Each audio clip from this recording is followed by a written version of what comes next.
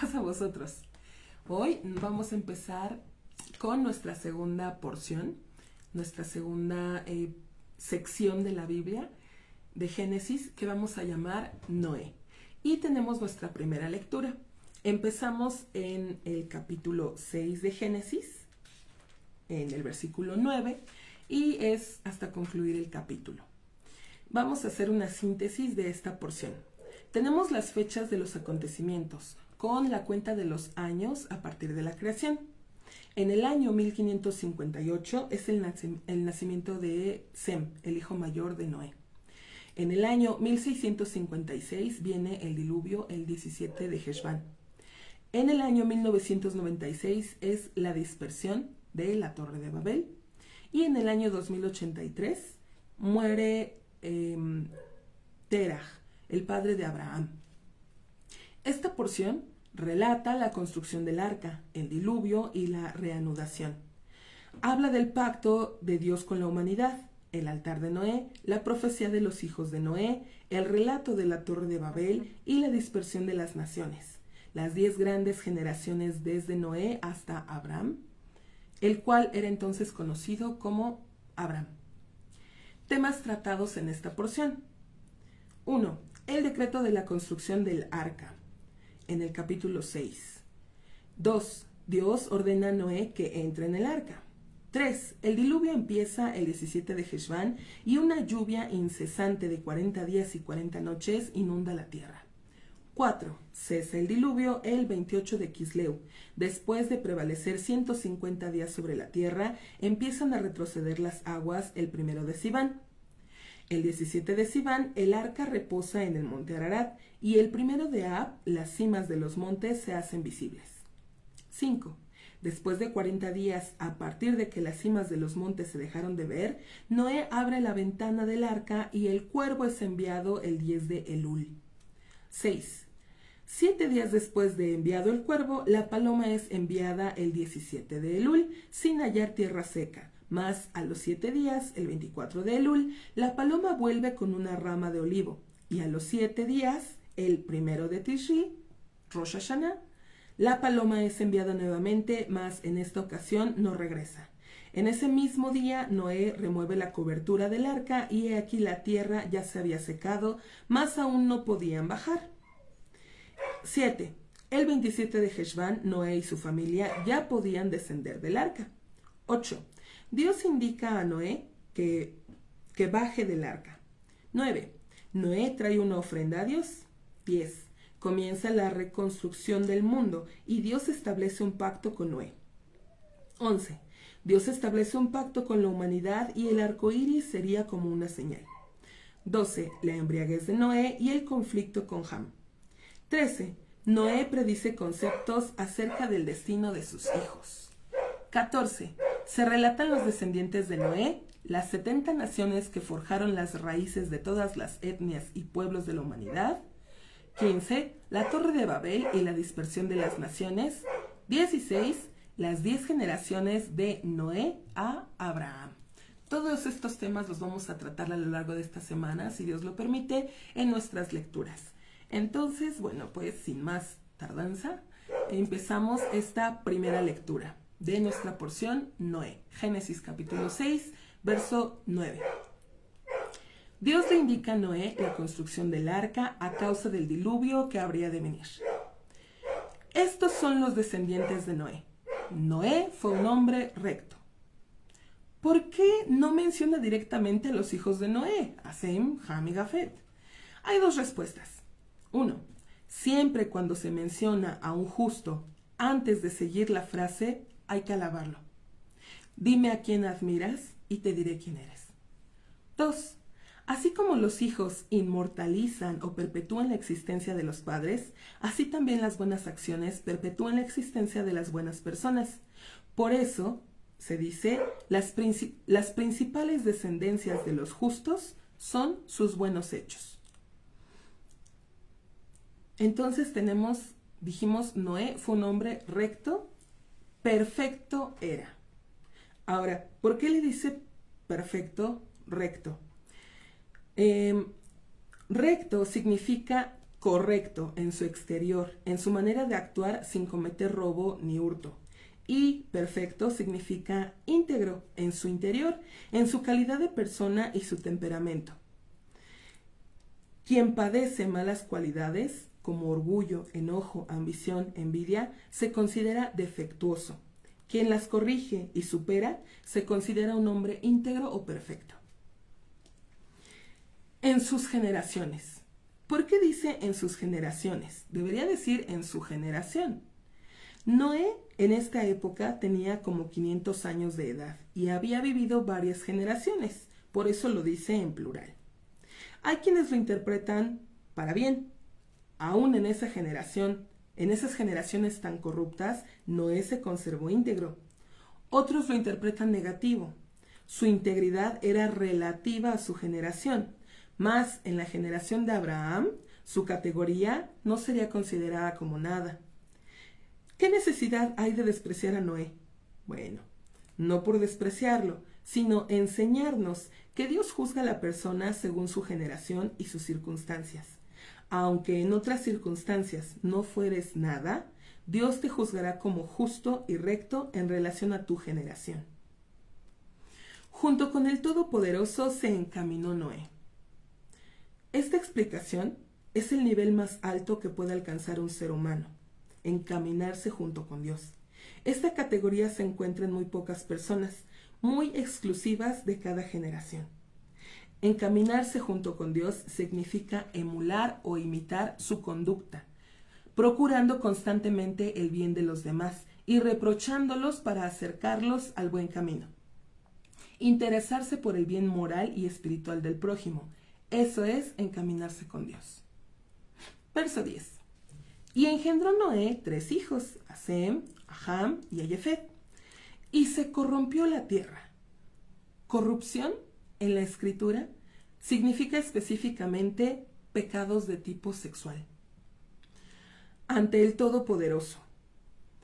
Cuando dice Todopoderoso, le da este nombre a Dios, atribuye a la justicia divina. La justicia tiene tolerancia hasta cierto tiempo, sin embargo, la corrupción y la maldad crecieron tanto que antes que llegara el tiempo de justicia ya tuvieron que ser juzgados y castigados. Un proceso jurídico y penal lleva su tiempo, pero a veces la maldad es tan grande y continua que es necesario sentenciarlo antes que llegara siquiera a la corte. Y se llenó la tierra de hurto, y vio el Todopoderoso a la tierra, y he aquí estaba destruida, pues había corrompido. Esto quiere decir, las malas acciones como el hurto y desperdicio destruyen la naturaleza y la vitalidad de la creación. Entonces, lo del diluvio no fue un castigo, sino que antes que Dios la destruyera, ya la tierra estaba destruida. Dice, pues había corrompido toda carne su camino. Toda carne incluye a los animales también. Ellos también se corrompieron, de manera que se cruzaban y apareaban con especies ajenas. Dado que el animal no tiene libre albedrío, la Escritura nos enseña que la maldad del hombre es contaminante al nivel que hasta los animales se contagian y cometen corrupción. Ahora, este verso 12 nos viene diciendo que se había corrompido toda carne en su camino sobre la tierra. Este término, su camino sobre la tierra, viene hablando o se viene refiriendo a la masturbación, que arrojan el semen al suelo. Esto es considerado como asesinato. Todo el que arroja su semen al vacío trae diluvio al mundo. Recordemos que el primer mandato que da Dios al hombre es fructificar y multiplicar. Algo que está sumamente visto, es castigado por nuestro Dios, es el desperdicio de este semen. Toda calamidad que diluye al éxito, salud y prosperidad están dentro del concepto diluvio. Por esa razón, el diluvio fue de 40 días, ya que el ser humano se gesta en 40 días. Por eso las aguas del diluvio eran termales, esto es, dice la Escritura, se abrieron los abismos, termales de abajo. Ya que ellos pecaron, con líquido termal, esto es, el semen. Verso 13. Y dijo el Todopoderoso a Noé: el fin de toda carne, de todo ser, ha venido ante mí. El fin de los 120 años que había dispuesto Dios para que se arrepintieran, para que hicieran introspección y retornaran al buen camino, ya había vencido. Pues se ha llenado la tierra de hurto a causa de ellos.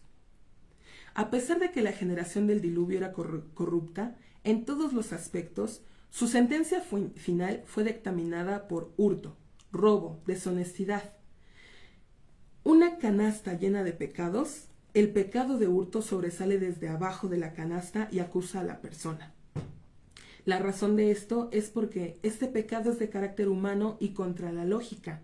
Por eso Dios es más estricto en su exigencia. Y he aquí, yo los he de destruir junto con la tierra. Junto con la tierra es porque también la tierra iba a sufrir un cambio. El clima y los alimentos se deteriorarían. Por esta razón también se le permitió comer carne después del diluvio, ya que el cuerpo debilitado y deteriorado necesita de aquellas proteínas para sobrevivir. Verso 14. Haz para ti un arca de madera de gofer, esto es cedro.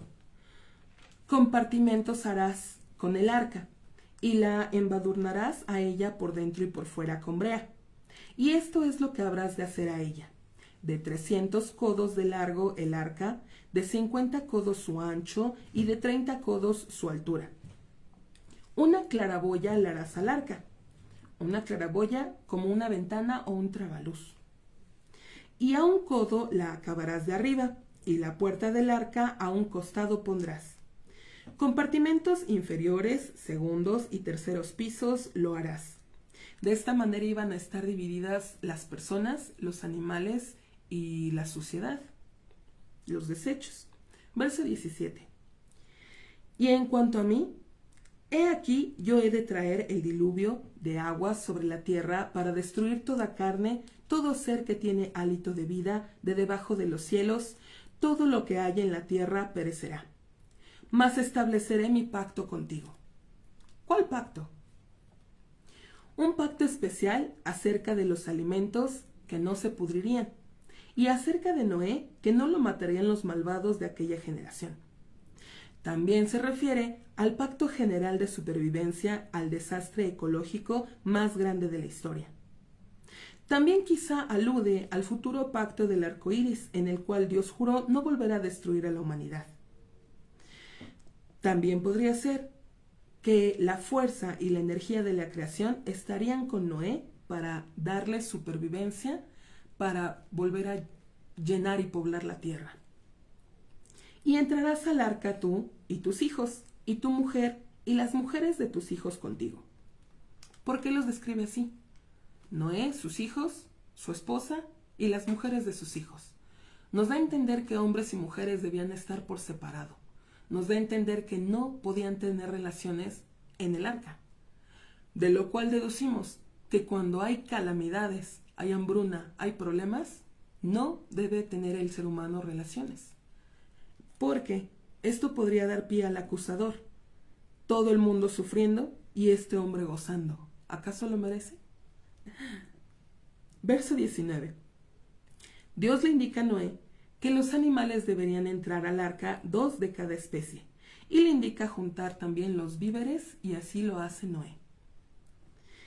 Y todo lo que vive, de toda carne, 2 de todo traerás hacia el arca, para sobrevivir contigo. Macho y hembra habrán de ser, de las aves según su especie. Aquí le va a aclarar de cada animal según su especie, y lo enfoca a esto porque, como dijimos en versos pasados, la misma maldad y perversidad del hombre había contaminado también en los animales, haciendo que se mezclaran entre otras especies. No sé, un lobo, un perro, un pato, un gallo. Entonces por eso dice cada animal según su especie, los que no se habían contaminado aún. Verso 20. De las aves según sus especies, de los animales según su especie, de todo ser que se arrastre en el suelo según sus especies. 2 de todo habrá de venir hacia ti para permanecer con vida. Habrán de venir por sí solos, sin que te esfuerces por andarlos buscando en las selvas, en el campo. Verso 21. Y tú, toma para ti de todo alimento que se puede comer, y lo recogerás hacia ti, y será para ti y para ellos por alimento. E hizo Noé conforme a lo que ordenó a él el Todopoderoso, así lo hizo. Hizo todo lo que le ordenó Dios, en construir el arca, almacenar enormes cantidades de alimentos para cada una de las especies. Ahora, al principio decíamos que podíamos juzgar a Noé, ya sea para bien o para mal. Noé se dedicó durante estos 120 años a construir el arca. Tuvo estos 120 años para advertirle a su generación. Ahora, también podemos decir que Noé no se dedicó como a propagar el mensaje. Noé se dedicó a construir el arca. Y si alguien le preguntaba qué estaba haciendo, pues él decía, estoy construyendo un arca. Con ese propósito, Dios le encarga que construya también un trabajo muy, digamos, laborioso o pesado, algo fuera de serie. Porque de haber querido Dios salvar a Noé, bien pudo haberlo hecho por otro medio, algo más fácil. Sin embargo, le da esta misión tan laboriosa de construcción de 120 años para que la gente lo viera, para que quizá tomara conciencia a las personas, pero a final de cuentas no les importó mucho, no les interesó mucho. Sí veían que él estaba construyendo, pero que construya, no importa, total. Pues bueno, hasta aquí vamos a terminar esta primera lectura y si Dios permite, el día de mañana continuaremos con nuestro capítulo 7. Pasa a vosotros.